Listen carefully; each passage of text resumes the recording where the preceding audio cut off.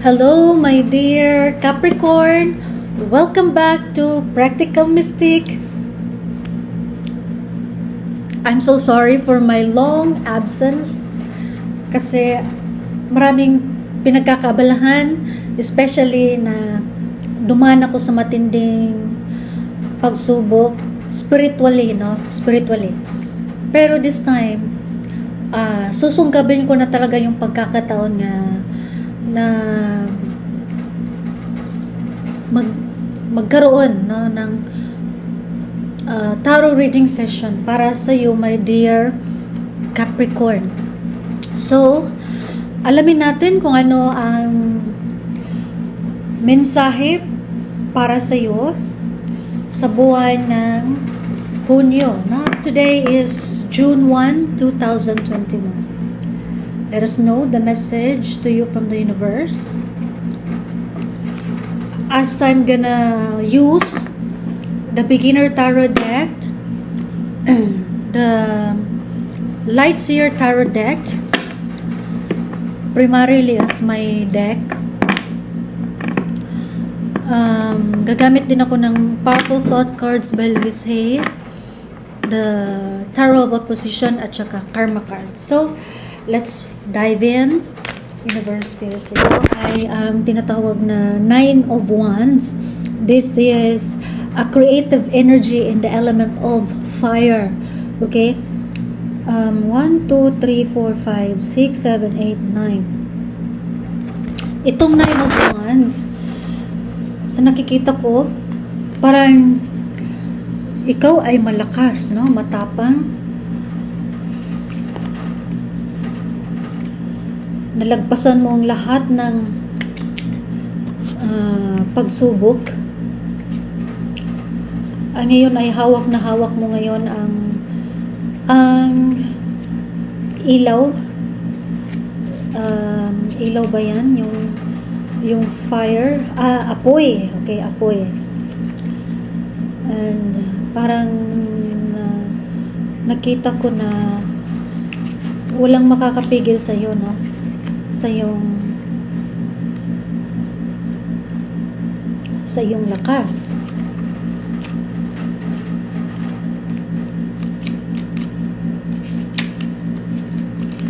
It's like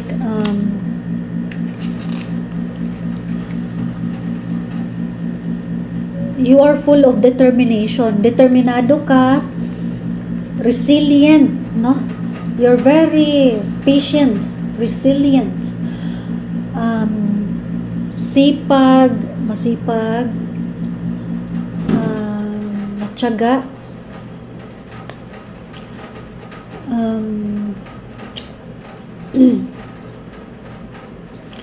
you have the final push, the last defense, no? So, nakatindig ka dyan, nakatayo, tapos parang you're very strong, determinado ka para harapin kung ano naman ang mangyayari sa hinaharap, no? Parang preparado ka para sa future, no? You're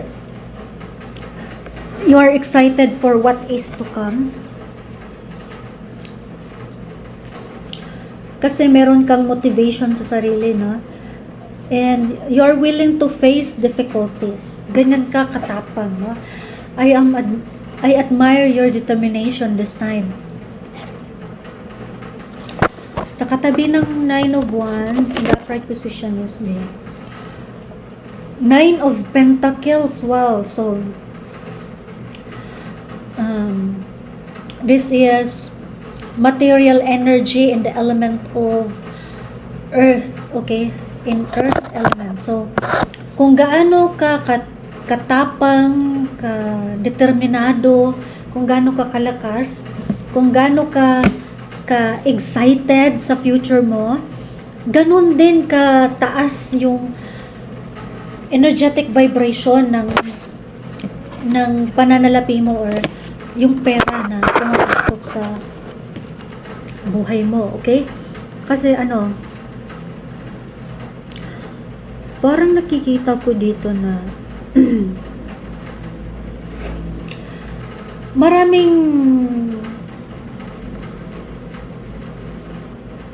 kang pera this time, no? I'm happy for you. Kaya lang meron kang isang maliit na pentacle, no? Kinukuha mo sa itaas, tapos actually nasa kamay mo na yung pentacle, hindi mo pa lang siya totally makuha kasi parang pinipigilan ng ibon na yan, no? I think ang ibon na ito ay parang mga tao na tumatry daw sa'yo. Parang pinipigilan ka nila para makuha din nila yung pentacle na hawak mo. Parang inaagawan ka ng pera, no? Or parang ninakawan ka ng pera. But anyway, maliit lang man siya na pera, no? Hindi siya ganun talaga kalaki. Di gaya ng pera na nandito na nakapaloob sa basket mo. So, ibig sabihin, huwag kang mag-alala kung merong kukunin sa iyo na pera, no? Huwag kang matakot kasi anyway, maliit lang yung makukuha nila sa iyo. Tapos, hindi kagaya ng iba pa na pentacle na nakapaloob sa iyo, no? I tell you, marami pang pera na darating sa buhay mo. Tapos, meron ka na nakadeposito na pera sa basket mo, no? It has been contained already with a large amount of money, no? So, wag kang mag-alala kung makukunan ka ng pera. Anyway, meron ka ng malaking halaga na pera na nakalagay sa basket mo or nakadeposito sa bangko mo. At anyway, besides marami pang pera na darating sa buhay mo, no? So be happy, no? Right now, enjoy the energy of determination, courage, excitement for what is to come, and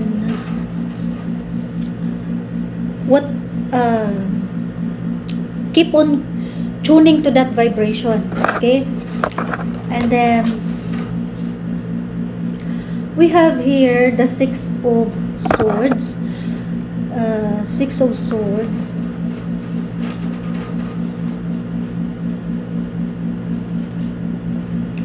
The Six of Swords is actually it's a mental energy in the element of air, okay? Pero nakikita ko dito sa card, merong tubig, no? May element of water. Tapos yung kabuuang kulay ng card is green. So, it's may pagbabago na mangyayari, no?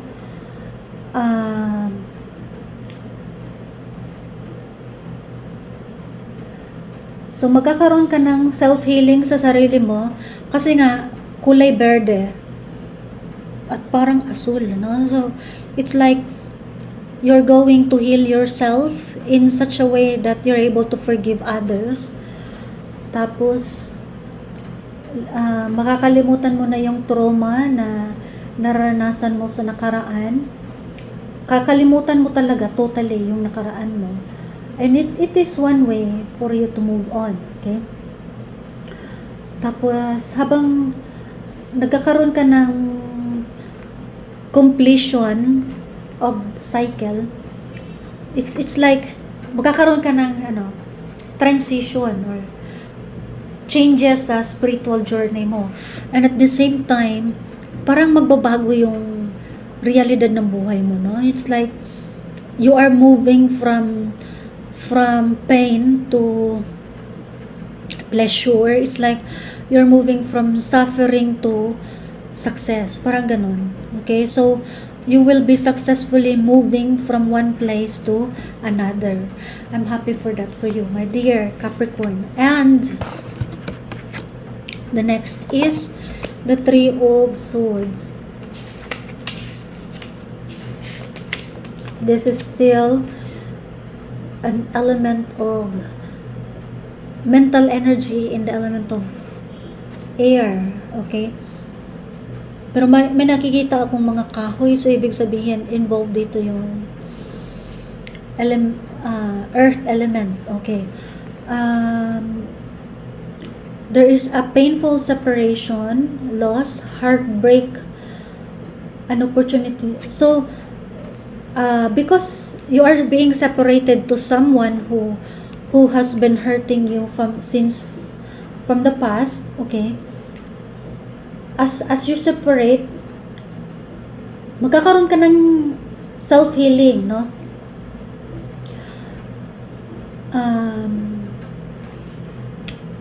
Malulunasan yung mga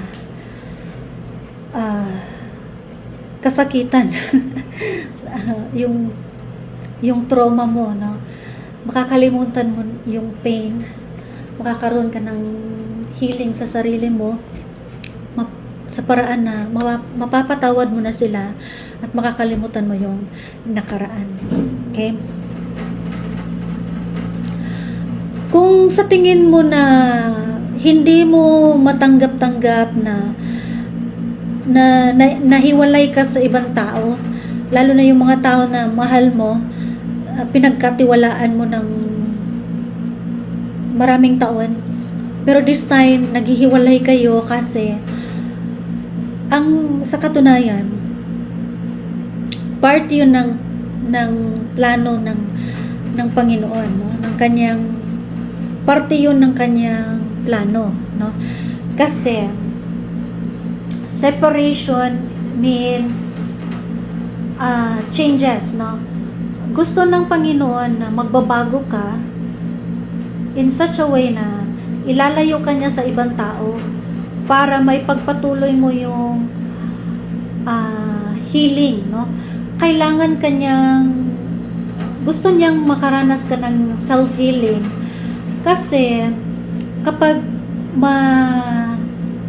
matapos mo tong self-healing na ito, saka pa papasok yung tagumpay na inaasam mo, no? I tell you, law of attraction is real talaga in such a way na in the sense na kung gusto mong maging successful, meaning kailangan mo muna ilayo ang sarili mo sa kapahamakan, sa mga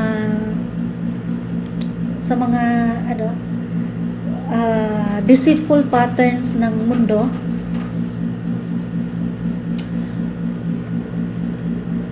I-isolate mo yung sarili mo, tapos magnilay-nilay ka, marirealize mo na kailangan mong baguhin yung sarili mo, tapos magkakaroon ka ng self-healing para sa sarili mo, at wala kang ibang iisipin kundi pagbabago sa buhay, no?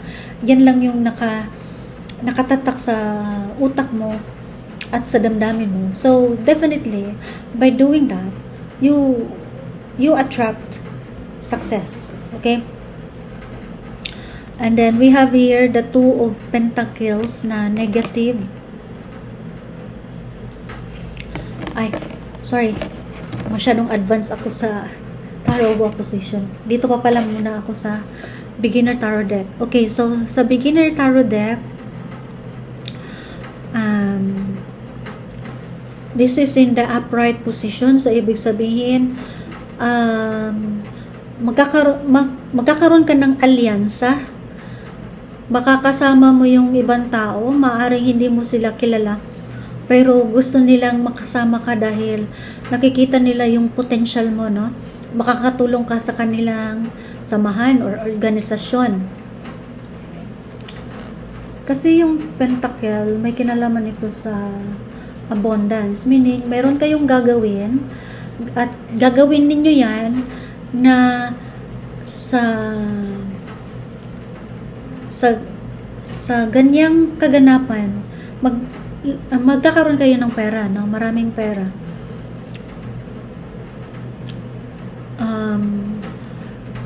Sasamahan mo sila, tapos in the long run, marami kang matutunan sa kanila, marami kang matutunan kasama sila, tapos pinapakita mo din yung sipag at tiyaga mo, no? sa organisasyon. So You are committed, no? So parang mafe-feel din nila na hindi sila lugi sa pakikipag-alyansa sa iyo, no? Kasi maganda ka kasama, no? Parang mayroon talagang teamwork at believe sila sa determinasyon na meron ka, no? I think this is also confirmation dito sa 9 of Wands, no? Okay, so you are determined. You have a goal. You have goals to achieve. And then you are dedicated to do it. And you are very attentive to detail. So, through your determination, parang na-blessed sila kasama ka. So, parang maiengganyo sila na what if i-absorb ka nila sa kanilang organization. So, parang ganon. And then, we have here the Wheel of Fortune. Oh my God! Capricorn! I'm so happy for you. I'm so happy for you. My dear Capricorn, meron kang Wheel of Fortune. Oh my God! So, it's like double confirmation sa Six of Swords. Kasi dito sa Six of Swords, parang magkakaroon talaga ng changes, no? Lilisanin mo yung lugar na kabisado mo na noon. I mean, parang lugar na familiar sa'yo, tapos parang malungkot ka. So, gusto ng universe na baguhin yung takbo ng buhay mo in such a way na magiging masaya ka. Nakikita ko na may 3 ibon na lilisanin mo sa nakaraan, tapos merong 3 ibon na bago, no, na maghahatid sa iyo sa bagong lugar, no? Tapos kapag bagong lugar, bagong buhay. I'm happy for you, my dear Capricorn. So it's Wheel of Fortune talaga, no? Pumapasok na yung swerte sa iyo. This is your good karma and I'm happy for you, no? Kasi kapag Wheel of Fortune in the upright position, talaga it's a completion of cycle kasi nga 10 man. So ibig sabihin natapos na yung karmic cycle na yon. So the universe decides na now is your time to experience good karma, no? To receive what you deserve. Kung naghirap ka man noon, matatamasa mo na yung kasaganahan. Okay? Magiging maluwag na lahat para sa'yo. In such a way na komportable ka na sa iyong kaayusan per estado. So we have here the first message from the powerful thought cards of Louis Hay is that the point of power is always in the present moment. The point of power is always in the present moment. Yun ang mensahe sa iyo, dear. So, the past is over and done. Pangalawang beses ko nang nasabi sa ito, no? Iba't ibang salita pero pareha lang mensahe. In which the past is over and done, tapos na ang nakaraan at wala na yung kapangyarihan para kontrolin ka, no?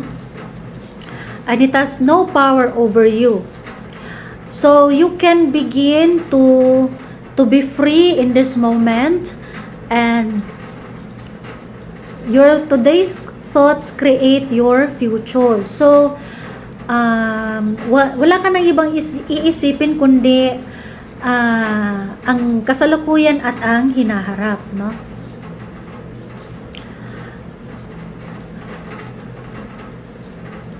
At kung ano man yung iniisip mo ngayon, yun ang magiging future mo, no? So, affirm this to yourself that you are in charge. So, you now tell your own, you now take your power back and you are safe and you are free. Affirm this to yourself. I take my power back. I am safe and I am free. Wow! So, parang kapareha lang din yun sa mensahe para kay Virgo na be a person of power and status. Wow! Galing! It's good for you, my dear Capricorn. You take your power back and knowing that you are safe and you are free. Next is you are at peace, no? Payapa ka ngayon, no? Payapa ang yung kaisipan, yung damdamin. So the divine peace and harmony surrounds you and dwell within you. Wow! You are not just peaceful outside but also peaceful inside, which is very important. And you feel tolerance, compassion, and love for all people, including yourself. Wow! I love it for you, my dear Capricorn. And then we have here, you are willing to forgive. Of course, in order to attract success, wealth, and abundance, the blessings of the Lord, you have to forgive those persons who cause you pain. No? Forgive them. For they did not know what they're doing. They are just being used by the devil to hurt you, to steal you, to destroy you. But no, you are still alive in the present moment, which means that you are very strong. And now is the time to forgive in order to move on and attract wealth and abundance. The wealth and abundance of the universe. Okay, so next is we have the Ten of Pentacles na negative. Let us find out.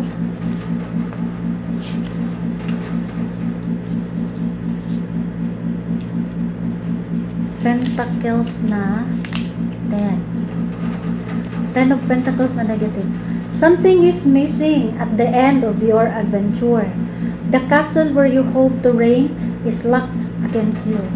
To open the doors wide to any form of wealth, you need to be able to rejoice in what you have and trust in the future and invest emotionally in what is truly worthwhile, and you will get what you crave. Wow! Napaka-meaningful talaga ng mensahe sa iyo para sa iyo, my dear Capricorn, no? Ito ay ang Ten of Pentacles na negative.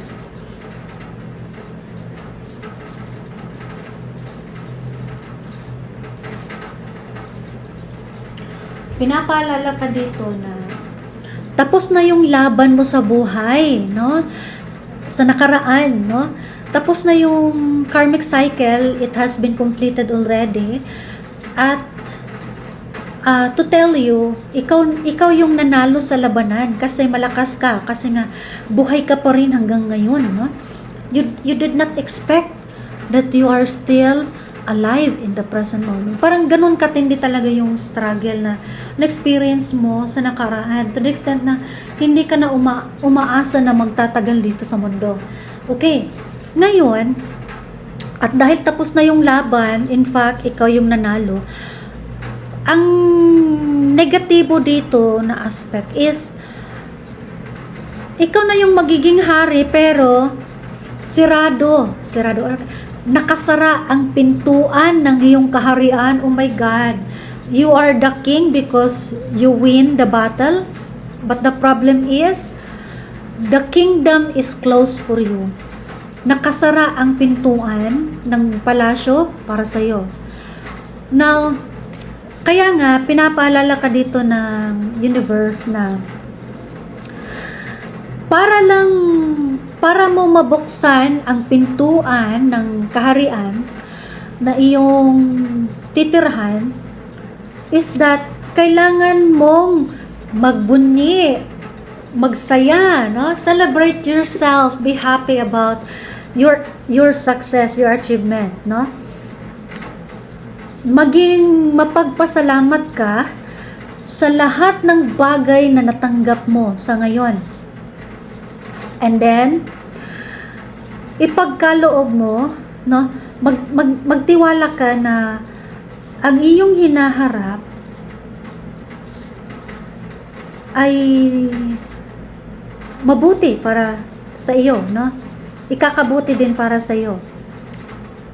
Tapos mag-invest ka emotionally tungkol sa mga bagay na kapaki-pakinabang, no?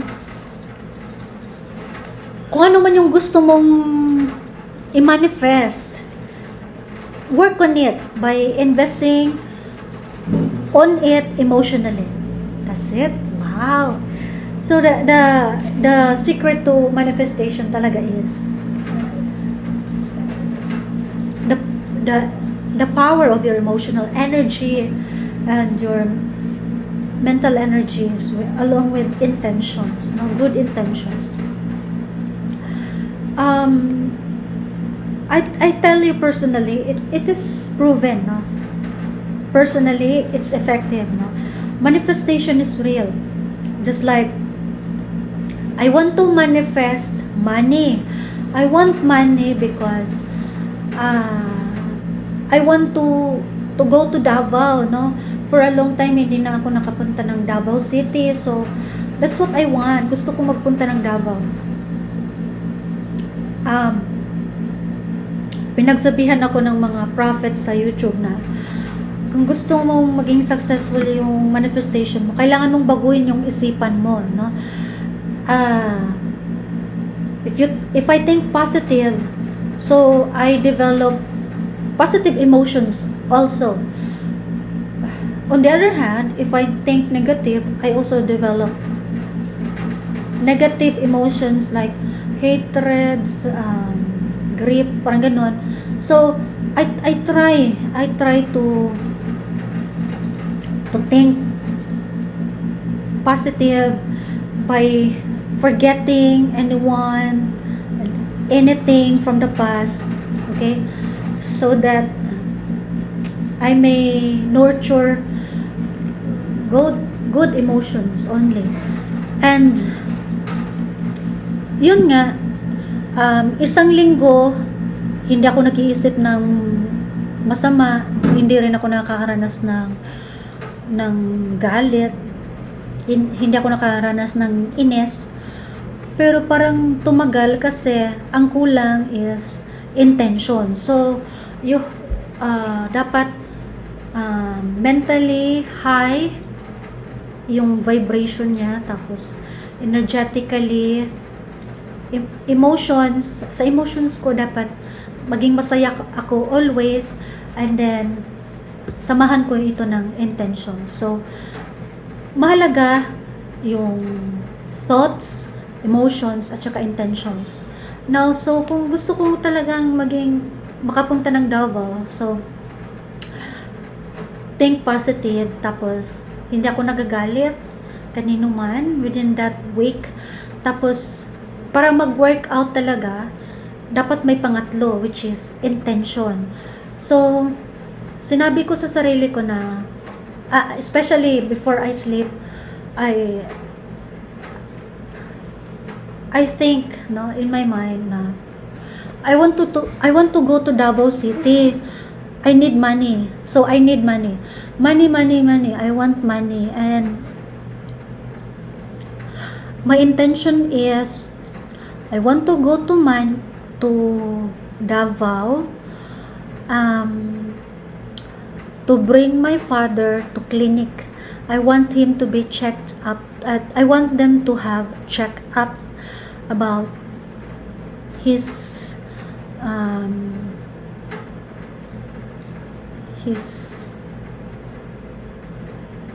prostate, no? Gusto kong ma-check up yung prostate niya. So I only think going to Davao City, I only feel compassion to my father, and my intention is to help my father, no? To help him have physical well-being, no? Check up. Yun. Of course, dahil mahal ko ang tatay ko, no? Yun. So, naging successful talaga yung manifestation ko. So, I hope malinaw sa'yo ang law of attraction at saka manifestation. Next year's Three of Cups. Three of Cups na negative. Alamin natin.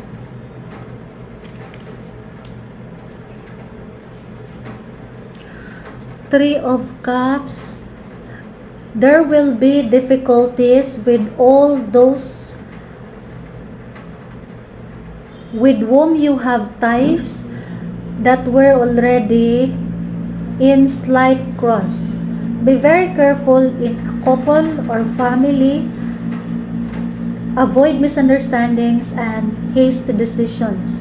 They may be ruptures at work with those who had your trust. So face the problems that are arising. Ibig sabihin, wag kang basta magtitiwala, no? Sa iyong mga kakilala, sa iyong pamilya, sa iyong mga kamag-anak, kaibigan. In terms of secrets, no? Wag mong isabi-sabi, ipagsabi sa kanila kung ano yung mga plano mo, kung ano yung mga hakbang mo, mga decision mo sa buhay mo, kung anong kung magkano ang kinikita mo sa trabaho mo, sa negosyo mo. Wag mong sabihin lahat yan sa kanila kasi personal naman talaga yan. Hindi na yan dapat ipagsabi-sabi. Let me remind you na kailangan i-keep mo yan sa sarili mo. Be quiet in all aspects. Anything about your life, do not tell it to them kasi sa ngayon, meron tayong sinasabi na Delilah, no? Delilah. Actually, that is true. It is based from the Bible. Referenced from the Bible na si Delilah, siya ang ginagamit ng demonyo para malaman ng mga taga-Philistines kung ano ang sekreto ni Samson, kung bakit ganun siya kalakas, no? Gustong malaman ng mga Philistines kung ano sekreto niya, bakit ganun siya kalakas. Kasi itong si Samson, napakalakas niya, matapang, siya ang palaging nananalo sa mga labanan. Tapos ito yung mga Philistines, sila yung talunan, no? Tapos gusto nilang ng mga Philistines na matalo nila si Samson. At dahil dyan, merong monitoring spirits na umaaligid kay Samson, no? Tapos yung ginagamit nila, itong si Delilah, no? Knowing na si Delilah is kasintahan ni Samson. Ang kahinaan ni Samson ay ang babae na ang pangalan is Delilah. Ayun, so sa buhay mo, panalo ka na, no? Kasi nalagpasan mo yung mga pagsubok na kinakaharap mo sa nakaraan. Ngayon, hindi titigil ang demonyo sa'yo, no? Gusto niya na matalo ka niya sa pamamagitan ng iyong pamilya, ng iyong mga katrabaho, ng iyong mga mahal sa buhay. Gagamitin niya mismo ang iyong mga malapit sa buhay, no? Sila, ang mga taong ito na nakapaligid sa buhay mo, sila mismo si Delilah, no? Sila yung monitoring spirit sa buhay mo para malaman nila kung ano ang sekreto mo ngayon, ano na ang progress ng buhay mo, ano na ngayon yung kaunlaran na tinatamasa mo sa buhay mo. So, hindi talaga maiiwasan, no? Mahal na mahal mo sila sa buhay mo. Kagaya ng pagmamahal ni Samson kay Delilah. Pero, take note, huwag kang maging Samson, no? Na parang nahulog sa bitag, no?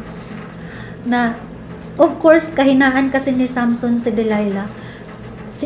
Sinabi ni Samson yung mga sekreto niya kay Delilah. So, ayun tuloy, dahil nalaman na nila na para matalo si Samson is kailangan gupitin yung buhok niya. Ginupit talaga yung buhok niya. Nang nalaman ng sekreto, so, namatay si Samson, no? Na parang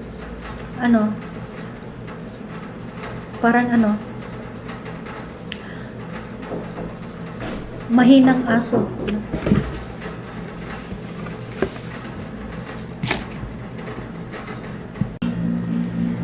Okay.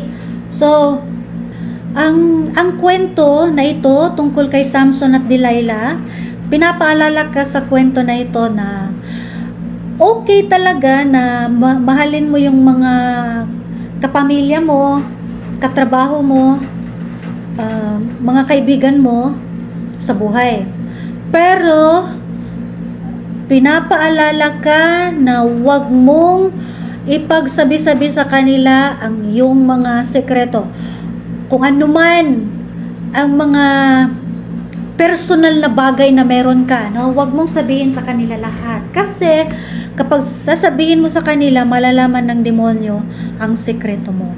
Kapag malaman na yun ng demonyo, gagawa na naman siya ng hakbang para talunin ka. Kagaya ng pagtalo ng mga Philistines, no? Pinatay nila si Samson sa pamamagitan ng paggupit ng kanyang buhok. Kaya namatay si Samson na parang asong walang kalaban-laban. Okay? Yun. So, do not tell your secrets. Keep quiet, close your mouth, zipper your mouth. Yun. Yun ang matinding paalala ng universe sa iyo. And we have here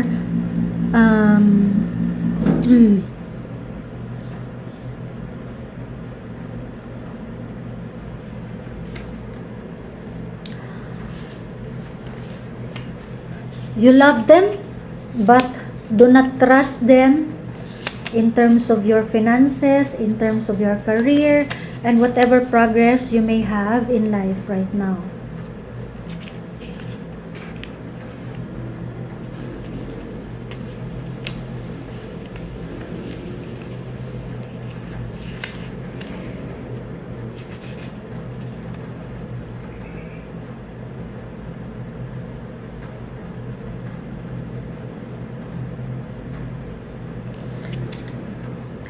Okay, next is we have here the houses, no, from karma cards, and the house is the 11th house. Ang kaluluwa mo is willing talagang tumulong for humanity's sake. Tapos yung kaisipan mo ay ang mensahe para sa iyong kaisipan is mag-iisip ka lang ng positibo, no? Think about success, think about hopes, and think about wishes, no? Kung gusto mong maging successful ka, isipin mo yung good things about your career, about your job, about your finances, no? Isipin mo lang yung positive, hindi yung negative. For example, nagkaroon ka ng malaking halaga ng pera, pero natanggap mo ito as utang, no? So in that situation, wag mong isipin ang pera as utang mo, no? Inutang mo pa yan sa bangko. No, do not think about that in that way. Think about that amount as a blessing that you receive, no? Appreciate the situation where you receive large amount of money, iisipin mo na, dapat maging mapagpasalamat ako na nakatanggap ako ng 100,000.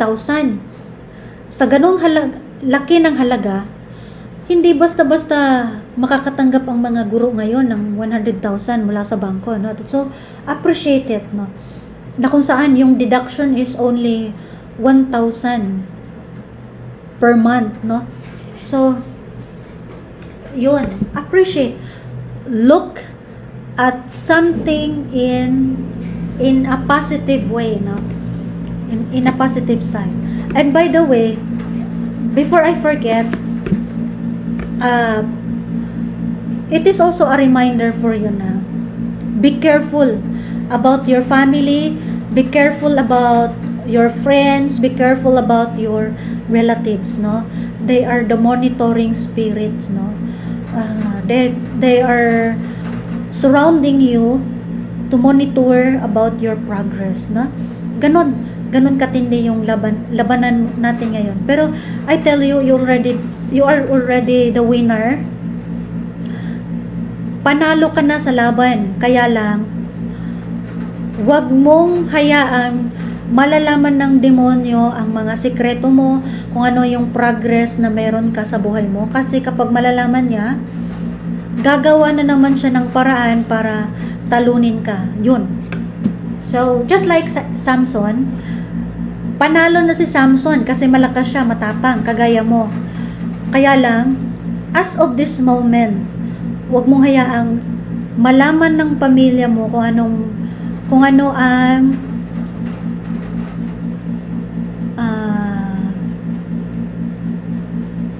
ano yun? Progress. What is progress in Filipino? Kung ano ang kaunlaran na natatamasa mo ngayon, no? Huwag mong ipaalam sa kanila kasi hindi sila as of this moment, hindi sila mapagkakatiwala. They are the monitoring spirits of the low vibrational entities. So, this time, be careful. So, this is what I have for you, my dear Capricorn.